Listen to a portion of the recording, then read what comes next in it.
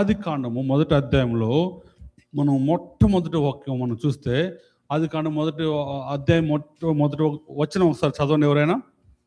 Genesis 1:1, ఆది కాండము 1:1.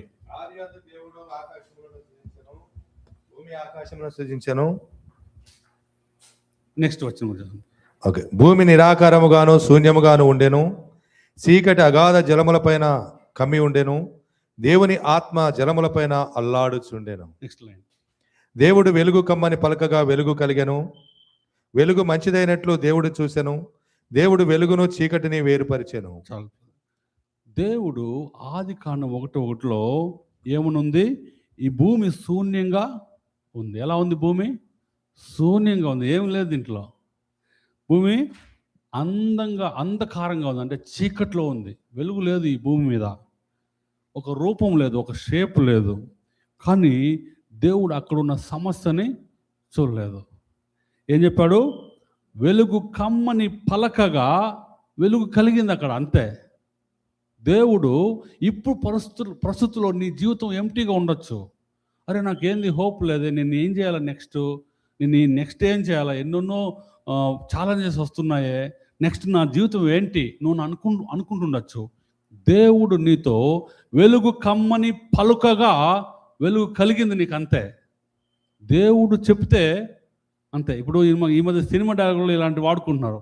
దేవుడు బైబిల్లో నేను మాట తప్పని దేవుడును, ఒకసారి మాట ఇస్తే మళ్ళీ దానికి తిరుగులేదనమాట. అట్లాంటివి అవన్నీ సినిమాలో వాడుకుని బాగా హిట్లు అయిపోయినాయి ఈ మధ్య, అవునా? ఇలాంటి డైలాగ్స్, నేను ఒకసారి మాట చెప్తే దానికి తిరుగులేదు ఇంకా. అది దేవుని డైలాగ్ యాక్చువల్గా, అర్థమైందా? That is the power of God. వెలుగు లేని చోట, చీకటి ఉన్న చోట, శూన్యంగా ఉన్న చోట దేవుడు వెలుగు కమ్మని పలుకగా వెలుగు వచ్చేసింది. అప్పుడు దేవుడు చీకటిని వెలుగుని వేరుపరిచాడు. అర్థమైందా? That is the power of God. అది అంత శక్తివంతమైన దేవుణ్ణి మనం ఆరాధిస్తున్నాం. ఆయన మన దేవుడు. ఎవరైనా మన దేవుడు. చీకటిలో ఉన్న, శూన్యంగా ఉన్న, అంధకారంలో ఉన్న ఈ భూమిని చూసి వెలుగు కమ్మను పలికిన వెంటనే వెలుగు అయిపోయింది. అంత కార్యం చేసిన దేవుడు నీ జీవితంలో అద్భుతం చేయలేడా? నీ జీవితంలో ఒక ఆశీర్వాదం పంపించలేడా? పంపించగలడు. అయితే జస్ట్ ఆయనను నమ్మి ఆయన మాటకు నువ్వు లోబడితే అప్పుడే మొలకెత్తుతుంది ఆయన మాట. అర్థమైందా? సో హీబ్రూ భాషలో సృష్టించుట అంటే దానికి వాళ్ళు వాడిన పదము BARA అనే పదాన్ని వాళ్ళు వాడారు. మనిషి చేయలేని దాన్ని దేవుడు మాత్రమే చేయగలిగిన కార్యానికి ఈ మాటను ఉపయోగిస్తారంట. మనిషి చేయలేని కార్యాలని దేవుడు మాత్రమే చేయగలిగిన వాటికి ఈ బారా అనే మాటను వాడతారంట. అంటే ఈ మనిషి సృష్టించలేడు, అంతేనా?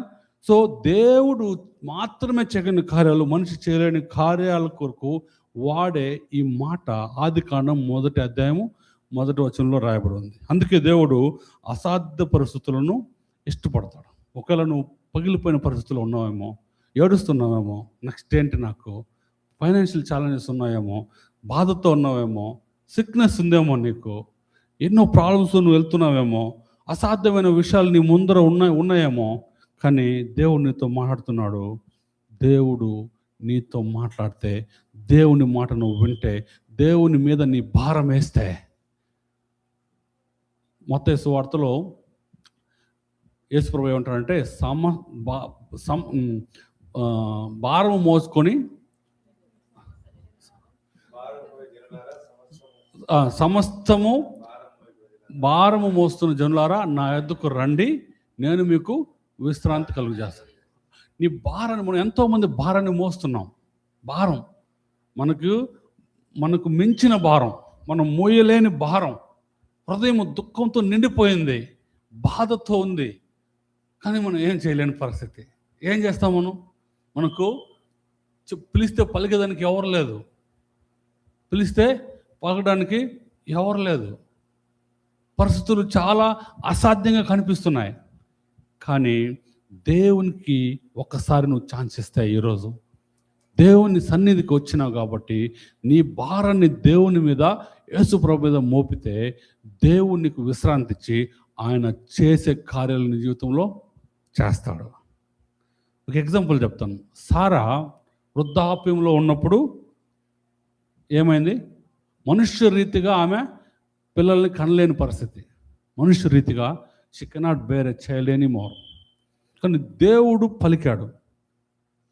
సో సారా వృద్ధాప్యంలో పిల్లల్ని కనడం తనకు సమస్య, కానీ దేవునికి కాదు కదా. అర్థమైందా? ఓకే. ఇస్సాకును దేవుడు పుట్టించడానికి సారా యొక్క వృద్ధాప్యమైన ఆ గర్భాన్ని దేవుడు వాడుకున్నాడు. అంటే అసాధ్యము కాని చోట దేవుడు సాధ్యం చేసే ఒక కార్యం చేశాడు. తర్వాత లాజరును చూడండి. లాజరు మరణించిన తర్వాత ఎవరైనా అప్పటి వరకు చనిపోయిన వాళ్ళని ఎవరైనా లేపుతారా అని ఆ థాట్ కూడా ఎవరికి లేదు. చనిపోయిన లాజరును ఏం చెప్పాడు దేవుడు? యేసు ప్రభు అక్కడికి వచ్చి దేవునికి కృతజ్ఞతాస్తుతులు చెల్లించి లాజరు బయటికి రా అన్నాడు. అంతే. ఏమన్నాడు? లాజరు బయటికి రా. దేవుడు ఒకే మాట చెప్తే, ఒకే మాట, లాజరు బయటికి రా అంటే ఆయన ఆ వస్త్రం, చుట్టబడిన వస్త్రంతో అట్లనే బయటకు వచ్చాడంట లాజరు. అర్థమైందా?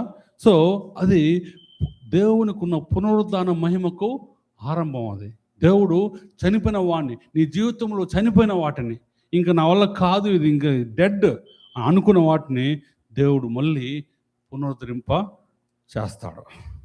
అయితే ఎర్ర సముద్రాన్ని చూస్తారా మీరు బైబిల్లో? అది వాళ్ళకి అడ్డం. వాళ్ళు వెళ్ళారు, సముద్రం దాటుకుని ఎప్పుడైనా వెళ్ళారు ఎవరైనా? సముద్రంలో నడుచుకుని పోయారు ఎవరైనా అప్పటి వరకు? కానీ దేవుడు చెప్తే అది ఎర్ర సముద్రం అనేది చీలిపోవాల్సింది. అంతే. దేవుని సన్నిధికి వచ్చిన ఒక్కొక్కరికి, దేవుని మాటకు లోబడిన ఒక్కొక్కరికి నీ ముందర ఎర్ర సముద్రమే ఉన్నా సరే, మోషే కర్ర చూపించమన్నాడు, కర్ర చూపించమని ఏమైంది?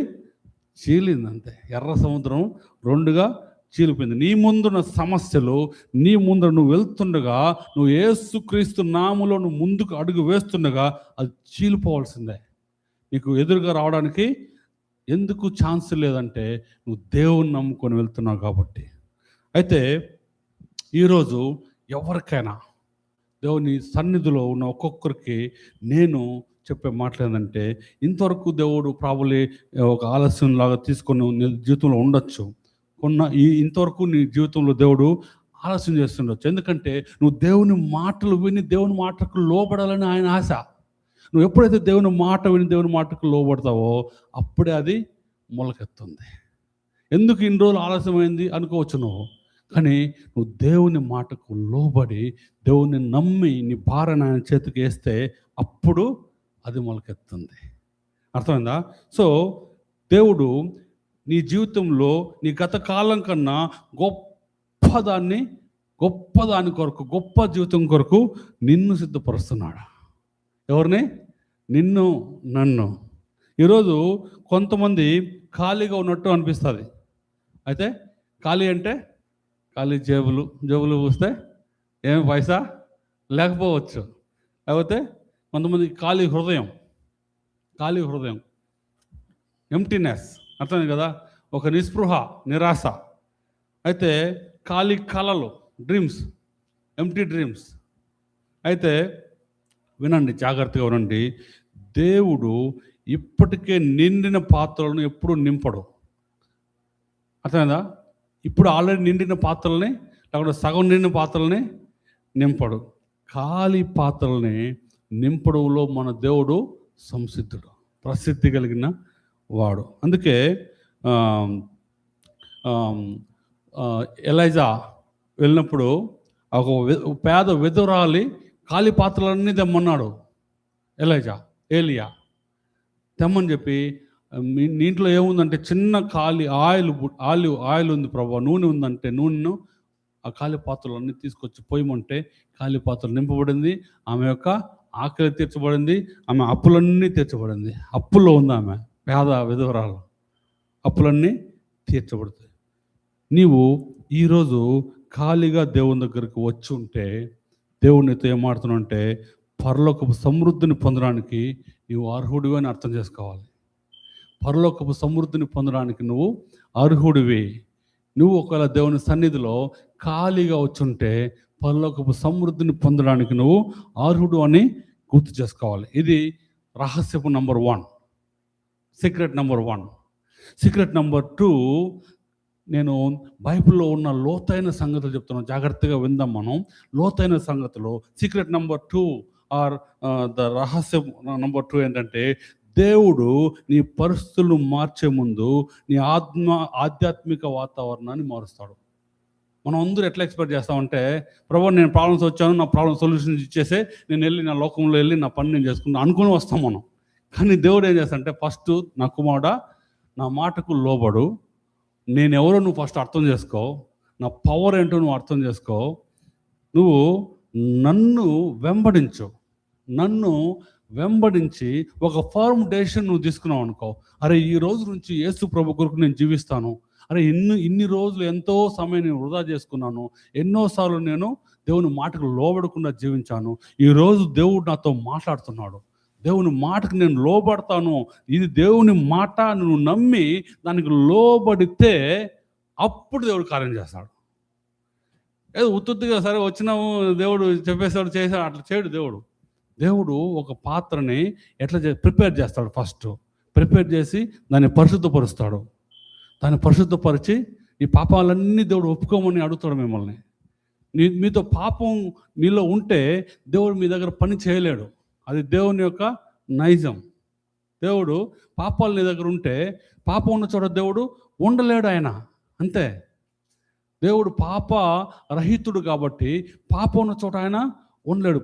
దేవుని బిడ్డ, ఒకవేళ నీలో ఏదైనా పాపం ఉంటే దయచేసి కడుక్కో. My children of God, if there anything that is any sin that is hidden in you, wash it away right now so that God can do wonders in your life.